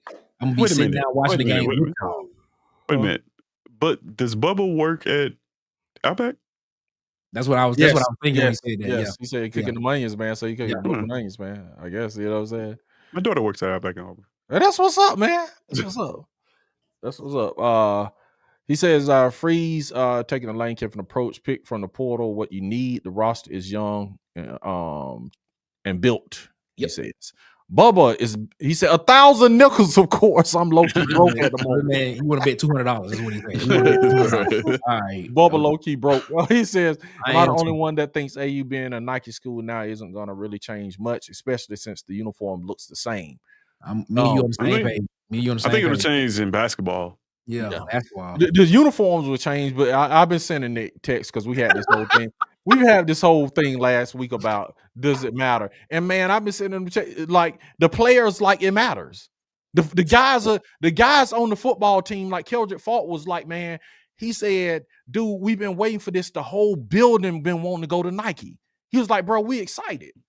And I know, man, just from the optics of the uniform, it looks the same. I think it has better detail, but the players are really like stoked about it, man. So like Deion Sanders say, man, if you look good, you feel good, you play good, baby. Hey, it matters from the cool factor. Yeah, remember. Thank you. Hey, Bro, you know if how you you remember, felt when you walked in school with some cats on, bro. You just didn't feel good. You walked funny. You like didn't go in with everybody else, bro. When you had the new Jordans or something, bro, you was like bruh, running like a one of the bullshit, realest bro. scenes I've ever seen that depicts that it's got to be Friday Night Lights. Mhm. I'm gonna knock him out with black Nikes on my feet. Mhm. And then the next game, Waterbud was drawing a Nike sign on his Yeah. shoe. Like, Yeah, like, man. it matters, bro. Yeah, for them, man, and that's what he said. That's what Keldrick Faulk said about the Nike uniform. He was like, "It's cool." So Yeah. they like feel like, man, they the cool kids now. So, bro, how did they feel with Under Armour? Like they was like the square kids or something? You're the What cool did they? kid. You're What the did they cool feel like? kids. You're the cool kids with a bunch of other teams that we're the cool kids who are Yeah, better than you. but You could win with Under Armour and be cool with Under Armour and win and sure, be good man. The guys. basketball team Yeah. does it. They I'm just saying. Final Fours. Look, I agree with you. we on all that. know football run things at Yeah, Auburn. Let's yeah, be real about that. yeah, Football run thing at every university Yeah. with a football team yeah. almost. So, okay, Huggins said, and we got to get to this last part of the show, man. We got to talk about what Auburn mistake. Huggins says, "What is the NFL Academy?" Random. When DC said, "Yeah," just then he sounded a lot like DJ Paul. Okay, don't care if he beats the Philadelphia Eagles 7 or less. Show the buck-tooth man the door. Come on, man. Come on, Bubba. Boy, that's funny right there, bro. That's Wow. hilarious, bro. Ain't nobody out here about to say this, y'all, man. Y'all check out Sharpshooter Sports Talk, man. Especially if you Cussing got in some the chat. Alabama fans, some good That's what I'm sports saying. talk over there, man. We can't say that word over here. Give you a good war eagle. Who do you think will be the second string QB? Ashton, Daniels, or Deuce? Who y'all think? Get the answer real quick. Ashton Daniels. Ashton Daniels. Okay, I think it's gonna be Deuce. Hit the like button because Deuce been there all spring. Sharp, I've been wearing them out over that like button. Yes, please. Thank you, Sharp, man. Man, Hit the like button. Get Busty's point and say he hit the like button. Rand says only way he keeps his job with 7 wins is he does the same thing Billy did with Florida last year. Breakout backup QB and win streak at the end of the year. Okay. Yes, sir. Yes, sir. Yes, sir. And we about to get to an evening guys roll. Nothing. I can't say that. What's up, Brian Green? How you doing, man? What's up, man? Out Brian Green, man. We're gonna kick you out, man. Well, we enjoy the cross conversation, bro. That's what it is. Maybe I can't relate to it because the rooster can wear a gunny sack and still be That's weird. That's Shout out to my guys. funny. All right, man. Weird. Hey, man, he said, somebody else said, man, hit the like button, man. Yeah, you got the pass, bro. Come on, Brian, man. You welcome here anytime, man. Just don't be cussing in the chat no more, bro. Yeah, come on, man. You welcome here anytime, Brian. All right, man. Let's catch this up right quick, man. Last thing before we get to the mistake. I just want to go through the bring y'all up on the cornerback room. So we got Blake Woodby, they saying he's gonna get playing time, probably can't keep him on the field. We got Champ Anthony, Jay Crawford, Can Lee, and we have Rayon Strader, that's Nick's man, Rashawn Pleasant, and Donovan Starr, man. Okay, with this being said, I think this position group, in my opinion, is 1A to 1B with the safeties, strongest position group on the team. What do y'all think is the strongest position group on the team? I said this early in the year. I said the cornerback group was it. I said because when you look at this 4-2-5, well 3-3-5, that Auburn kind of runs a little bit. I mean, when you look at Can Lee, Jay Crawford, and Caleb Harris, who probably gonna be those first 3 guys out. When you look at the depth of that group, I mean, when you saw J.C. Harden, Terrence Love, and all those guys leave, but when you saw Rashawn Pleasant come in, when you saw Rayon Strada come in, when you heard the news about what Blake Woodby was gonna do, I mean, like they can legitimately rotate 6 guys, you know, Yes, again, man. you know, and the production won't fall off. Yes. So I said this back in February when I saw these guys come in. I said, man, yeah, these guys are legit, man. Like I think that's the best position on the team, even over the wide receivers. I'm just being real because I think the hardest position on the field to play is cornerback because for one, you play with your back to the quarterback. And I think we got out of that room. I think we got you already know what Jay Crawford is. He was a freshman All-American. He's an All-American. Yep. And you look at how they're recruiting these guys too. You're not recruiting 5'10", 5'9" type guys. You're recruiting 6 foot, 6'1". You know, I think the shortest dude in the room was 5'11". I mean, but you getting these NFL body type guys at cornerback that's gonna be able to compete with a lot of these guys. Nick, you keep talking, coach. You keep talking. I'm gonna put this helmet on. This man right here, man. I'm gonna put this helmet on. You keep talking like that, Nick. Yeah, when I just run down the street, man. Go ahead, man. When we saw this, when I saw this at the beginning of the year, I was like, man, this is gonna be the room right here, man. Yeah, I mean, everybody talk about the receiver room. Like, that's not. I'm not discarding them like that because they're the number 2 receiver room in the country. But when you look at this defense, man, Auburn's secondary is probably gonna be one of the best in the country, not just the SEC. So I'm excited about it, man. Yeah, I think the same thing, man, because if you look at the defensive back cornerback room, you have, man, Canley, who started, man. You have Jay Crawford. Those are like legitimate starters. They start the SEC games, and then you bring in Pleasant and Rayon, man. They are starters too. So, bro, you got like 4 starters, and then you bring in a freshman would-be that can play off rip. Yeah. Bro, they deep. Secondary, the safety room deep too, bro. The safety room with that, when you added the Texas A&M guy, and then you already had Sylvester Smith and you had Caleb Harris, those are starters, and then you add Seymour. So you got 4 people who started SEC games and Georgia Tech. You know what I'm saying? You got 3 started SEC games and Georgia Tech started ACC games. So you have 4 starters at the top. Then you top that off, man, with White and Fagans under them, bro. That is some crazy like depth, bro. And some of those safeties are gonna moonlight in the nickel too. So Champ Anthony gonna be one of those guys. But yeah, when I saw that list that you put up, one of the things that stuck out to me, because we was just having the conversation, is the entire room is freshman, sophomore. The transfer is like juniors. They even got 2 more years left. And we was just having a conversation about like, how do you recruit kids? You know, and you have to have roster limits, and you have to turn some of these people away. Like, no, these guys have plenty of eligibility. I want to make sure that these guys can stick around. This secondary not only can be great next year, but for years to come. These guys are fresh. These guys are really young. Yeah, they are. They are, man. Yeah, but the thing is, like, if I'm a coach in this situation, man, you gotta look at this and you wait. Everything about that is funny. First, DC Wolf is mean to me. It's hilarious.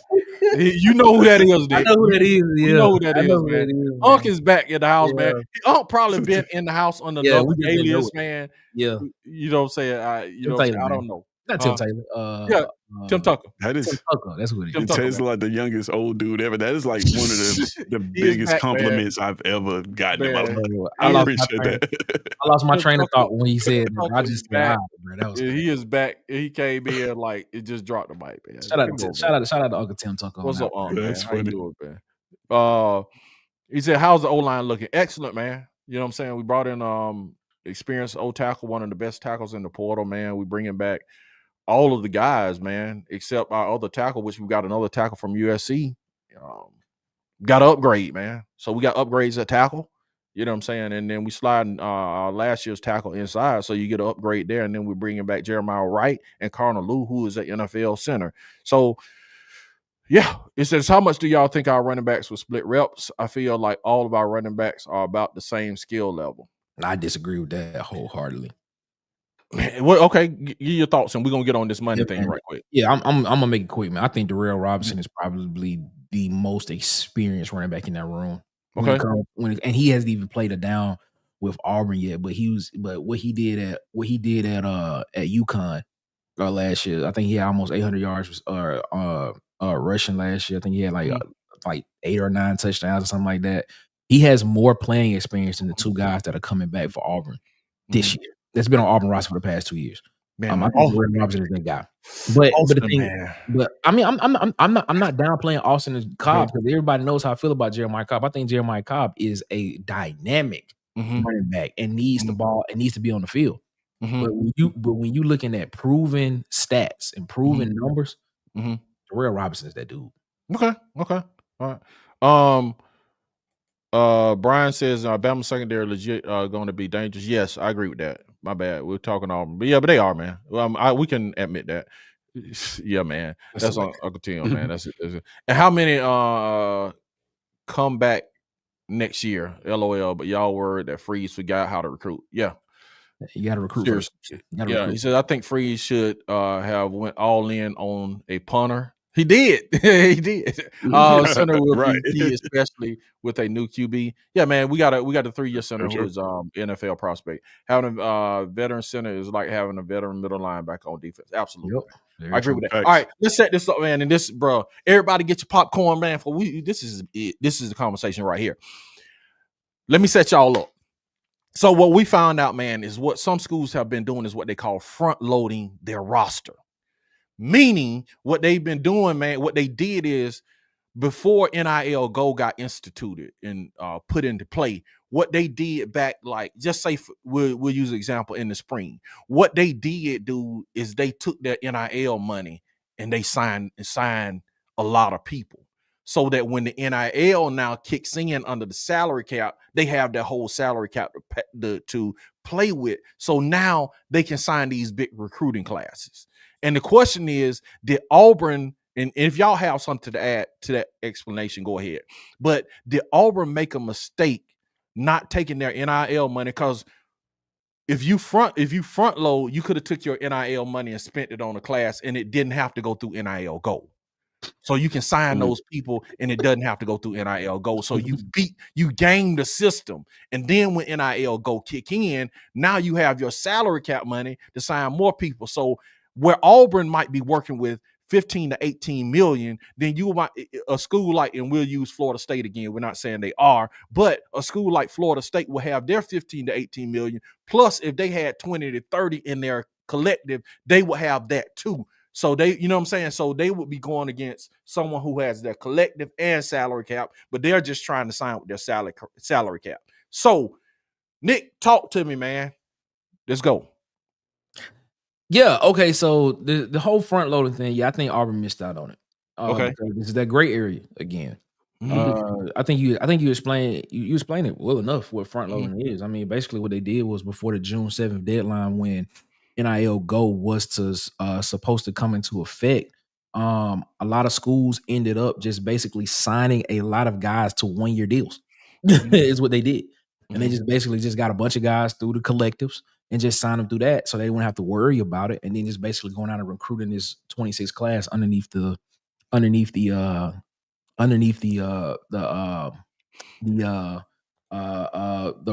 share cap. Okay. So when you look at it from that perspective, the whole narrative of, a lot of fake money is being thrown around. I honestly, if those deals were put in before July 1, then they don't count towards you. They don't have to go through NIL Go. Absolutely. What I'm saying? So if you see if the narrative you putting out saying that there's a lot of fake money being thrown around, well, if that deal went through before then, it doesn't matter. So maybe a lot of these deals were done before then, and then, like you said, we don't know. But I mean, in the long term, it's gonna hurt a lot of schools because it's a gamble. It's what it is in the long term. Short term wise,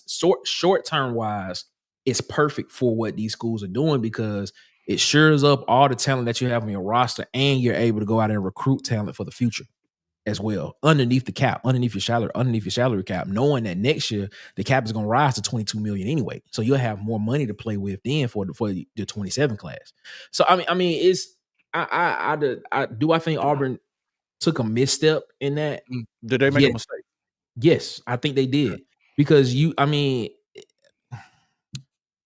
this morality and gamesmanship and sportsmanship stuff that, and ethical stuff that we want to be. There's nothing ethical about it. I mean, it is what it is. But the moral part that Auburn wants to play on this, I think Pat Dye said it correctly. There's no team in college football who's lily white.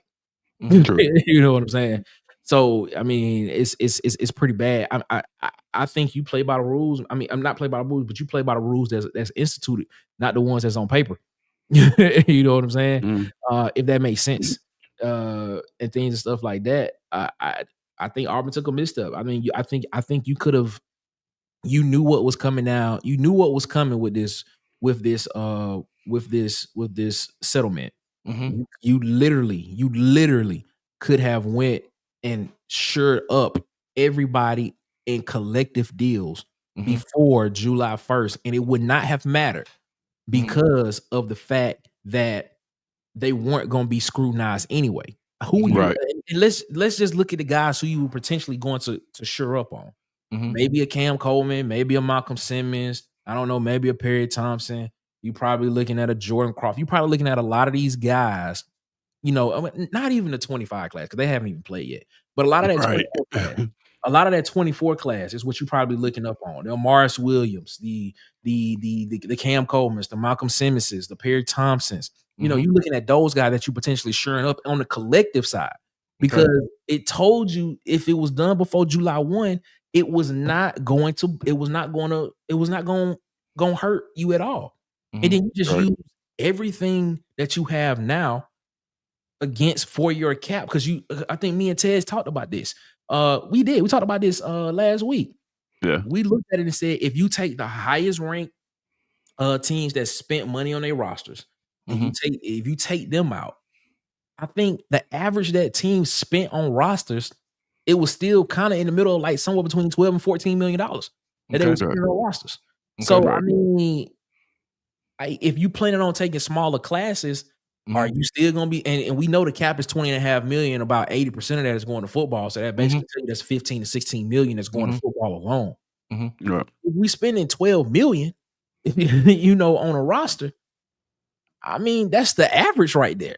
You know what I'm saying? Right. So I'm just sitting there saying, like, I think Auburn took a misstep there. Mhm. And this is just based off of what I've read and what I've researched and things stuff like that. I just think you just play by what the rules are being played, not what's on paper. Because Mhm. we talked about it earlier. The nuance to a lot of this stuff is what we in right. It's what we in right now. So Tez, what you got? Yeah. So I got a bit of a different opinion about it. Okay. It's the I think our biggest mistake was honestly releasing to Michael Garrett when we did, Okay.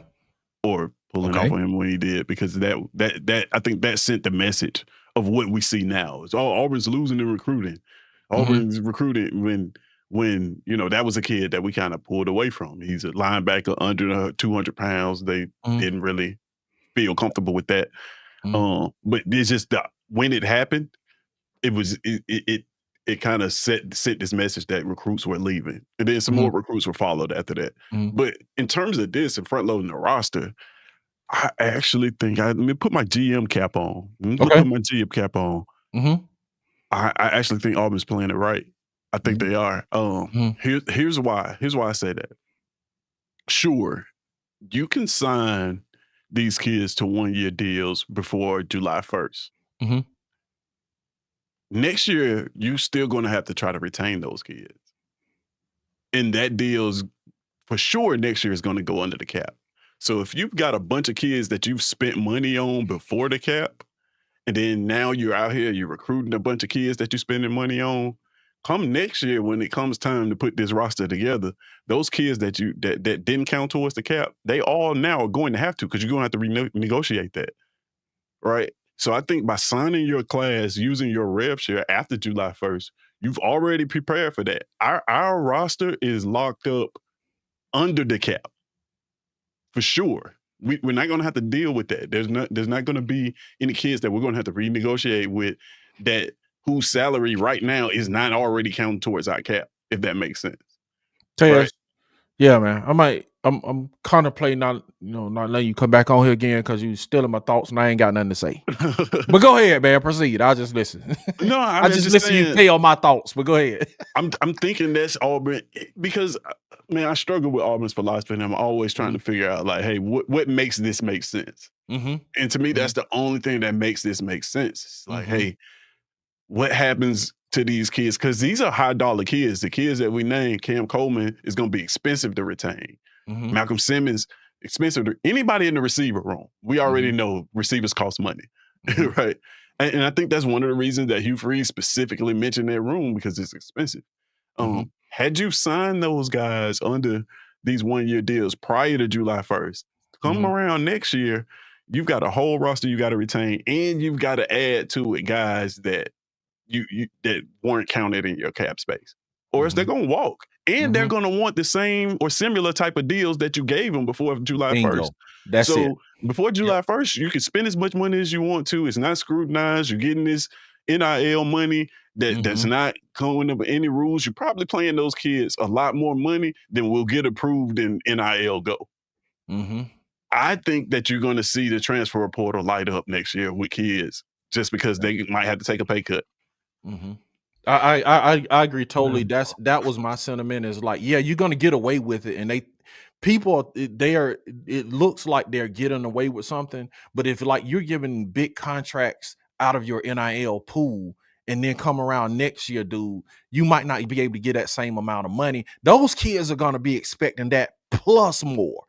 You follow what I'm saying? Right. If you get this kid $1 million, you know what I'm saying? He gonna be looking maybe for $1.5 million next year this time, which when now you're gonna have to try to squeeze all of that NIL money you spent, which you might not even be able to use. Man, collectors might not be a thing next year at the rate they're going. You know what I'm saying? Barring, we know it's gonna be some probably lawsuits, but I'm just saying how the rules read. They trying to X out these collectives. So it's a risk you're taking. But even with the collectives, man, it's going to be hard to squeeze all of those kids under the cap next year. And this is a caveat to the whole thing. Next year, just like all those people that front loaded, they are probably giving NIL money based on how NIL money has been given up until this point. Large contracts. No. When next year, when it rolls around, dude, you're not gonna be able to give those same amounts of money and retain your players under the cap. You follow what I'm saying? Because I get what you're saying, but the money that they're giving out of the NIL pool is gonna be bigger than what they can afford next year under the cap. So, and they're gonna have to and then not only that, when you sign a 5-star and you sign them under the NIL collective, that means other schools can come in and offer him and grab him. So what they're saying they're trying to grapple with too is when schools are signed under the cap money, that's the money that the schools have, right? When they're signed under the cap money, then if another school tries to come in and take that player, they have to pay your cap off. But NIL, they can just come get him. So you're going to want to put your best players under the cap. So it's kind of like this battle you fighting to retain players, put players under the cap, and pay them the most you can. But if you like pay all of these players this big amount of money front loading, bro, it's going to catch you next year because you got to re-sign them and they're going to be looking for that amount of money. Well, Auburn is saying, okay, dude, that's not even the rate. That's why they're calling it fake money. You see what I'm saying? That's why they're calling it unreal money, is because this time next year, the amount they're giving them it may be fake money. Like, it don't exist, bro. It ain't no $1 million contracts for a person coming in as a freshman anymore. You follow what I'm saying? That's why they're calling it fake money. I understand what y'all saying, but as we said, there's nuance to everything. All right. So, all right, I'm gonna put my GM hat on here. Okay. Put it on, baby. Put it on. Let's go. Okay, let's say we do sign a lot of these guys. Let's say Auburn does. Let's say Auburn did front load a lot of these guys this year. Okay. And you want, like you say, that you want to put your guys that you for sure know are going to be major contributors to the team underneath the cap, because that guarantees other schools not coming in to tamper with them. Absolutely. I also think I think that what Auburn is probably playing is right by not doing it. And this is the only part that I can probably say that is trying to understand what the role of a collective is going to be in the future. Now, I think that the entities in charge want to get rid of collectives altogether. I don't think that's going to happen, because we've had this conversation about what a business is. I don't think you can basically tell a business that they can't contribute in any type of way. So I don't think collectives are going anywhere. Sure. But in the memo, it said that they want collectives to be considered marketing agencies. So we talked about gray areas and loopholes now. So you talk about front loading guys. So if the school is trying to put all of their surefire guarantee guys that they want guaranteed underneath the rev share cap, right? What's to say that they can't go out and go and get guys that will be contributors and put them on NIL collectives deals? The NIL collective is marketing them to other businesses as that. And I don't want to, well, I'm gonna say it because it's a business. These are the guys that you are okay with having on the team. You don't want to lose them, but if you lose them, hey, it's fine. I got my guys that I want locked up underneath the cap. We just got to look at it that way. Yeah, it's a business now, bro. It's a business now. Yeah, so you looking at this from a perspective of teams are like, all right, cool. Now that I understand how the NIL Go Clearinghouse College Sport Commissions view collectives, I can put guys underneath collectives. Like if they're like, I can put guys underneath collective deals that I see as potential contributors, but not surefire guys that I feel are going to be heavy rotational type pieces. So you looking at putting guys on what you consider to be two-way contracts, basically. You know what I'm saying? You looking at guys, you putting guys on basically performance-based contracts through collectives, not giving them guaranteed money. Is what it is. This is not guaranteed. You basically signing a contract with our collectives, but it's not guaranteed that you will get this. If you want to put it in terms of sports, of sports analogy.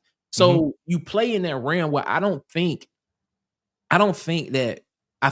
in the short term of not knowing what the role and what the definition of a collective will be going in the future, I think that front loading right now is the smart play, because now you get a whole year to understand, and they got the memo. You get a whole year to understand exactly how collectives are going to work, because now you understand how you need to structure certain deals in order for it to get approved by NIL Go. So in that vein, I understand what y'all saying, but I'm also to the point of like, yeah, I could have front loaded, a lot of these guys, played with them on basically 1-year contracts, and a lot of those guys would have been 1-year guys anyway, because next year they would have either hit the portal, or they going to the NFL anyway, because they either going to the NFL or they hitting the portal because they're not getting the playing time that they want. So you got to. I think you're 100% right. I think you're 100% right. And here's a point to bring up. Those guys that you're talking about, I agree with you. If they guys that are probably going to enter the portal, or the guys that are going to graduate next year or go to the NFL, those guys are very few on our roster. I think that's why you see exactly what we see. Like, most of these guys are under the cap. Our stars now are young guys. They're multi-year guys. The guys that will be going to the NFL are like more likely the guys we got in the portal, right? Which their deals are already. You know what I'm saying? Their deal's already before July 1st. That was just in January. So your Jackson Arnold, you don't have to worry about where to put him. He's already signed his deal when he signed. Exactly. Eric Singleton, Chaplin. Like, these guys we don't have a lot of guys that necessarily fit what I would say you want to put on these 1-year deals. You see what I'm saying? Most of the guys on our team are so young that I think it benefits them to be up under the cap. Let's look at this a little bit more deeply. Even a guy like Cam Coleman. All right. Let's look at Cam Coleman, because why would you want Cam Coleman underneath the cap next year? You want him under the cap, man, because you don't. Yeah, you want it. I'm gonna tell you why you got to be under the cap. I'm gonna tell you why you want him under the cap. Hold up. I'm gonna tell you why I would want him under the cap.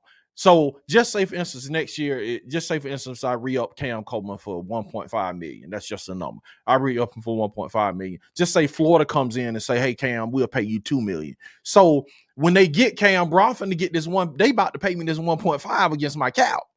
So I want him under the cap, even though if I have an inkling that he might leave, I'm not letting him go for free. I'm not putting him under the NIL collective so they can just come and swoop him up. I'm not letting him go easy. You see what I'm saying? If he goes, bro, somebody got to pay for him. Okay, that's why I'm putting him under the cap. Okay, this is why I would say a guy like Cam Coleman, Malcolm Simmons, because I think Malcolm Simmons has the opportunity to leave after a third year. You look at this; these are their second years playing. After this season, they probably are going to test the NFL waters after that third year.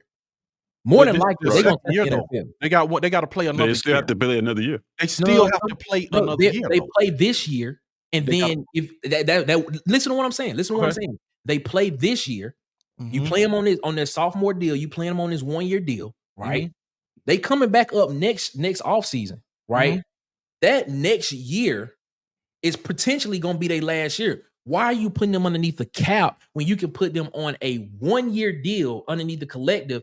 Go out and get the next guy that's going to take their spot and put him on a 2+1. I mean, when you looking at the money, when you playing the money, why would you allocate a percentage of the revenue sharing cap to a guy that's about to leave anyway? Yeah, So He's about to you're leave looking in at 2 you're years. looking at it No, as he's if about to they leave already after no, he's already being paid for this year yeah, underneath but the NIL. right. You're still going to have to re-sign him for that year. But that's You my see what I'm saying? point. If you resign him for the Yeah. 26 year, which if you resign him for the 26 season, right? Which is next season. Next Right. season, he'll become draft eligible after next season, which means he's more than likely going to leave after the 26 year. Why would you put his number underneath the rev share cap when you can go out and get another 5-star and put him on Because- underneath the rev share cap and guarantee him when you know he's about to leave anyway? Because That- next that- year, that's my point. because next year we wouldn't be able to afford him. No, but Right. you can afford him underneath the collective. You But can they- afford him underneath the collective. Okay, so as of right now, all collective deals are not going through. But that's the reason why. That's the reason why I'm saying you're waiting to see how collectives work this Yeah. first year round and things stuff like that. But I mean, I'm just saying. No, I'm just saying, like, yeah, I get it. I get it. With you're well, I feel like Auburn's whole strategy is banking on this whole thing working, right? Mhm. And I think that a lot of other teams are banking on it not working, like this whole Mhm. NIL Go thing not working. I think that Mhm. Auburn's strategy, if executed properly, Mhm. it also tells me that they are feeling pretty confident about the season, because if we start to win games, Mhm. if the momentum starts to pick up, Mhm. we'll find ourselves at the end of this season with a great season, Mhm. Mhm. more roster space than anybody, because we took a small class. We're taking a small class. So we'll have, going into recruiting our 2027 kids, we'll have the space to take a big class. And our roster, we'll know exactly how much cap space we can spend. What you Mhm. have now is you got a lot of teams signing kids to astronomical deals. And what you're banking on is the kid next year saying, like, yeah, that NIL deal is great this year, but next year it's not going to go through that clearinghouse. Mhm. It may not go through that clearinghouse. That's Mhm. where I And- disagree. That's why I disagree. But go ahead. I just had to. That's why I bookmark that. I disagree with that because what I'm disagreeing with is the fact of the matter is, yes, they brought a memo out and said that this year 70% of the deals that came through last year would not go this year. But now that they've determined and they've defined what a valid business purpose is, I'm not about to sit here and say that these collectives are going to continue to submit those same type of deals every single time. So Right. they are going to find a way to make collectives marketing agencies to where there are other business there are businesses who have valid business purposes to where you can structure a deal around a guy that it will go through the NIL Go. And so what I'm saying is, yes, you have Cam Coleman locked up for this year. And I'm just using him as an example. You have him locked up for this year, knowing that the 26 season is potentially his last season on the Plains because he becomes draft eligible then. He Right. becomes draft eligible. So my thing is, this year, this 25 off season, they've literally told you what a valid business purpose is in their eyes. Right. So So you next saying they're year- going to adjust. I That's got what you. I'm saying. So I got next year, you saying, okay, if that's what it is, why would I put Cam Coleman underneath my rev share cap when I know I'm only gonna have him for a year? I can just give him an NIL collective deal, go out and find a blue chip for a high 4-star, 5-star receiver to come in, put him on a 2+1 deal, and have him underneath my cap for the next 2 years. And I know for a fact nobody can't touch him because I already know Cam about to leave out of the 26 season. Right. But I guess the thing is like you're banking on Exactly. things Yes. changing, right? Yes. Yeah, And, you don't. and I That's think that's an what Auburn is unknown. saying is these are the rules that they gave us. This is how we're gonna operate. This is the Right. best way we see Right. it to navigate it. And then Cam Coleman is an interesting example. I mean, he's a great example for what we're talking about. He's also just one kid. When you're talking about what we were talking about before July 1st was teams are shoring up their entire rosters. They're shoring up positions groups of entire rosters. That is going to be expensive.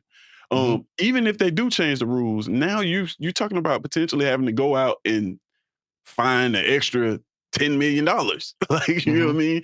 In NIL deals. And it's like, that's a lot of money to try to find when you particularly don't know the rules. The one thing we do know though, is we can afford to sign him under the cap. We can give him a percentage of our revenue that's guaranteed money that I know that I can sign Cam Coleman for right now. And I got him through this year and the 26th year. Yeah, and think about this, Nick. I think to answer your question too, when you sign Cam Coleman counts. Okay, watch this. So we know this we'll go through this season, right? So Cam Coleman has to go through his last season. Okay, just say he has a 1-year deal. If you sign him like right after the season with your NIL money, any school could come in before the next season and just pay him more and get him, and you ain't got him. But So you see what I'm saying? Okay. It depends on when you're paying him. If you're paying him before the season, dude, if you're paying him under NIL, you risk another school coming in and saying, "Hey, man, you get to 1 million, we're gonna give you 2 million. So just jump over here." Now he leaves with no recourse. Here's the caveat. So here's the caveat to that. You gotta keep those major players under your cap. Here's the caveat to that. Here's the caveat to that. What player? And I'm not saying that there aren't players that will do this, but what player that had a winning season the season before with the team that he played with? And I'm using Auburn as an example because everybody knows I say Auburn gonna win 10 games and make the playoffs. Let's say Auburn wins 10 games, makes the playoffs, and you have this guy Deuce Knight coming up behind that everybody's raving about. Is he more prone to leave and go to a team if they just paying him more? But he sees that what they did last year and what's coming back potentially can do the same thing again. Now we get into a bunch of ifs when that happened. Yeah. I understand that. Another if you sign him under NIL collective deal, not underneath the rev share cap, I understand that another team can come in and be like, all right, man, we can pay you this much more. You can come play for us. Yeah. But the thing is he more prone to do that if the team is winning? And he's a major piece of the team. Bro, Tennessee quarterback just left. That's a different story. I know, but to make your point though, dude. What I'm saying is if you're not getting the money you think you deserve, bro, Tennessee quarterback, they went to the playoffs and dude was like deuces. You think about Georgia quarterback. Georgia just went to the playoffs, dude. Their quarterback was like, bye. Yeah, because I'm out of here. So what I'm saying, dude, here's the thing about the Deuce Knight situation though, is like by the time he comes up, if everything that is in place is true, and I'm understanding the way it's supposed to be understood, the offers won't be significantly much more money anywhere you go. That's what I'm saying. You will only be able to get a ton of money if you're generating it on your own. Right? These astronomical amounts. Like the amount that's, I would say, probably next year, a year after, when it all settles in, if it continues the way it is, you won't see these big $100,000 gaps between schools because the offer that you would have to give a kid, to like lowballing would be almost disrespectful. You know what I'm saying? Just because everybody's kind of operating under the same cap. I know how much money y'all have. I don't know how much money y'all have, but I know how much you can spend. You know what I mean? At the maximum is what, 20.5, and that's if you get rid of every single. Well, you can't be 20.5 because everybody has to have a part of this revenue share. Every athlete. So at the maximum is probably going to be like 18 million. I know that, right? So I can simply look at your roster when you offer a kid. I can look at your roster and count the money and say, boom, you can't afford to sign him. But the unknown part of that is the unknown part to that. I think that's what Hugh Freeze is doing. Well, not Hugh Freeze, but John Cohen is doing too. I think he's looked at a couple situations and just looked at the deals that they report him like, oh, they can't afford to sign him. But what he's missing out on is the fact that they just sent out a memo telling us what valid business purposes mean for NIL collectives. And I'm just hard pressed to believe that these collectives are not about to sit here and just be like, all right, yeah, we got 25 million in the collective that we can go out and sign more guys on the team, and we not about to try to use it to help win.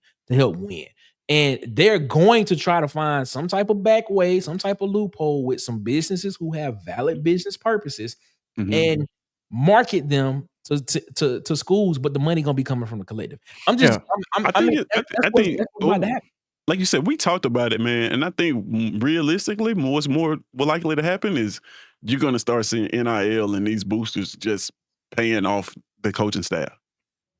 There's no rules in that. Yellowwood is gonna cover my entire coaching staff. That man, you need to talk to Auburn. That it would be a great idea, man. Just like let the boosters pay off and just have all that money in the cap. That way I don't have to worry about where this money's coming from. But all the Georgia fans, Georgia fans, Alabama fans, get out of here. We talking some serious stuff right here, man. Y'all can't take this back. That would be a great idea. Classified. Yes, sir. Tim Tucker says, put some respect on my name. He got 2 L's in him. Brian says the Auburn recruiting game plan just doesn't make sense to me. Why wouldn't we have front loaded like everyone else? Now we're kind of looking like dummies. Winning on the field, it won't hurt as bad. Lose on the field, Freeze will be in a lot of trouble. Signing day is into December 3rd. Yeah, that part. So, yeah, we could be agonizing over a lot. If things don't turn out good on the field, Auburn may lose players to the portal. It's a huge gamble in my book. It is.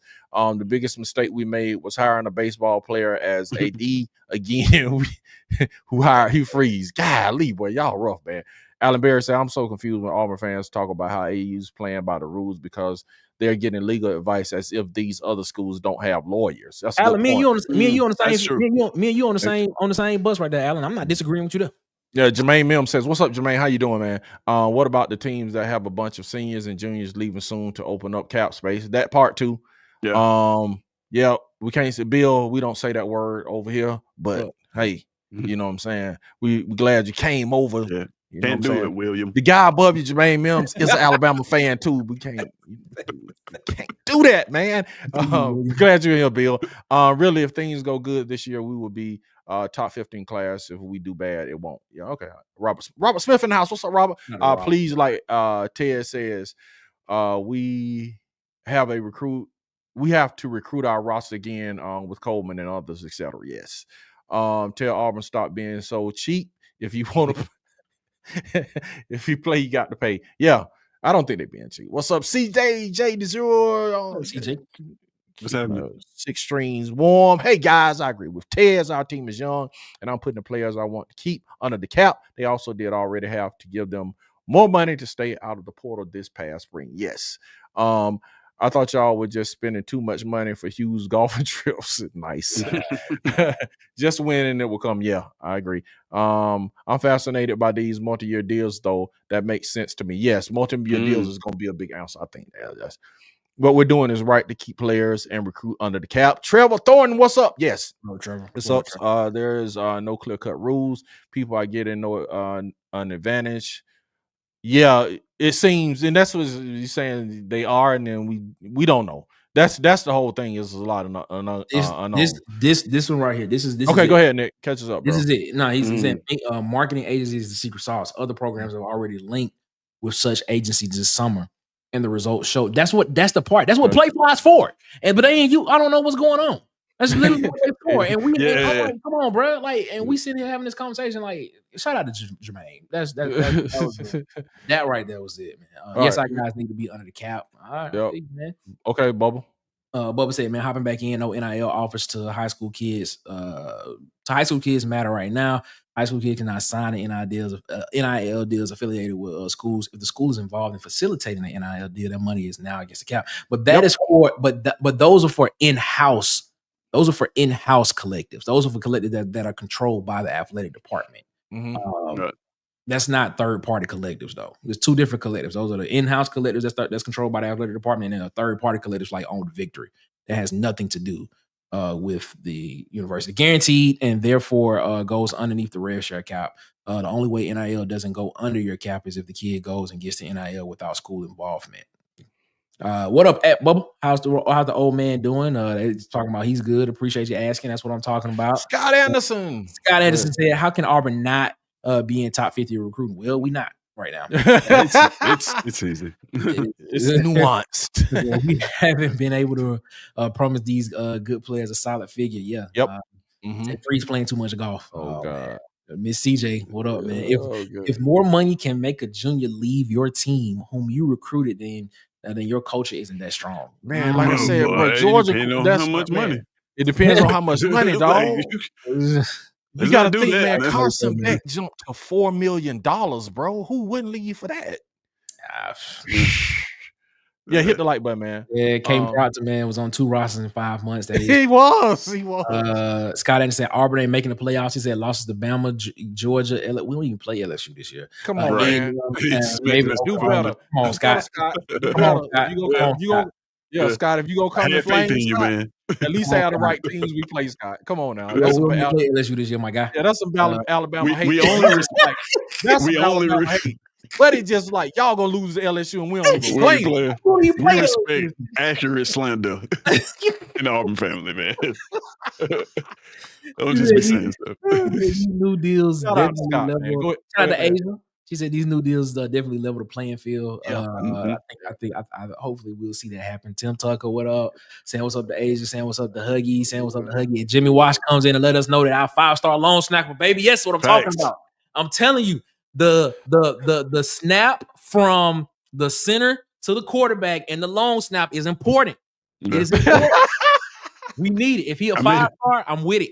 I made a joke about that earlier that nobody got. Yeah, he was.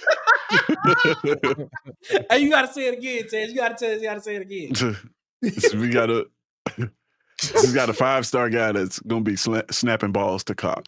Oh,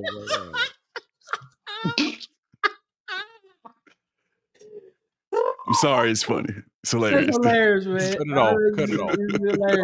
It's hilarious. Oh my Hudson God. Cock. Now he said they should play LSU. Yeah, we should, but we not. Stop saying you love it, man. Of course. Yeah.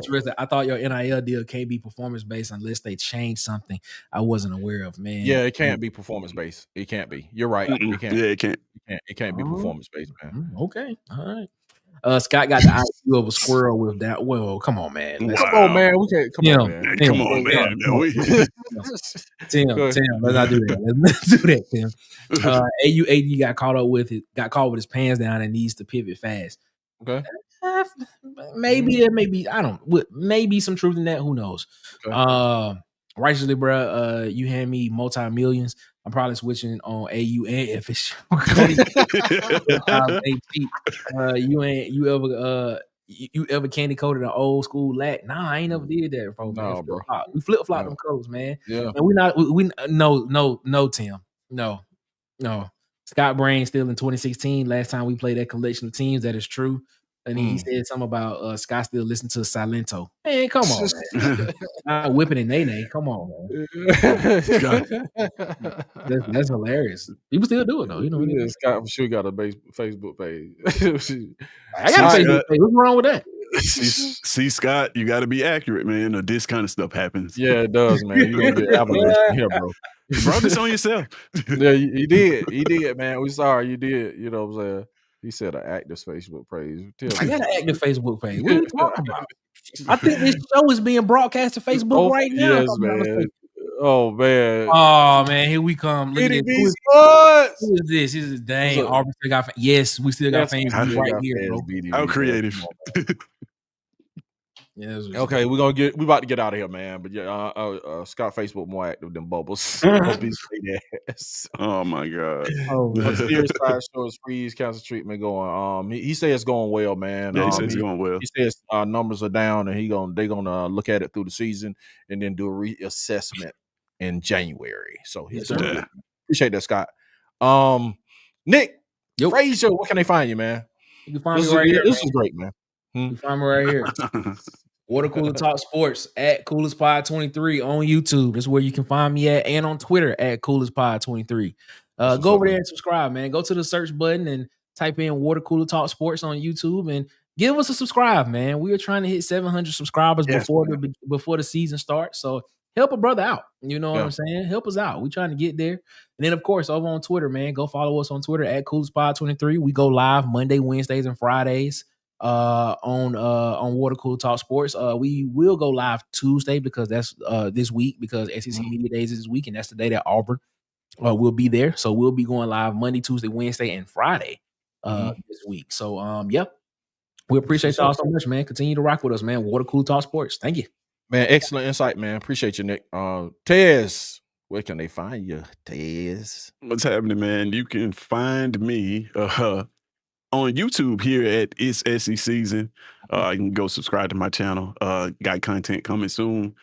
Find me on X at It's SEC Season, and my personal page is Codename Tez. I'll be on there giving my opinions on stuff. And you can also find me, hold on. Here. Here. College Football 26. Who you running with? My handle is Codename Tez. Who you running with?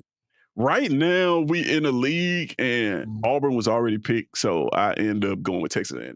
That's what's up, man. That's what's up. Okay. Scott Anderson said he's Marcus pick Auburn.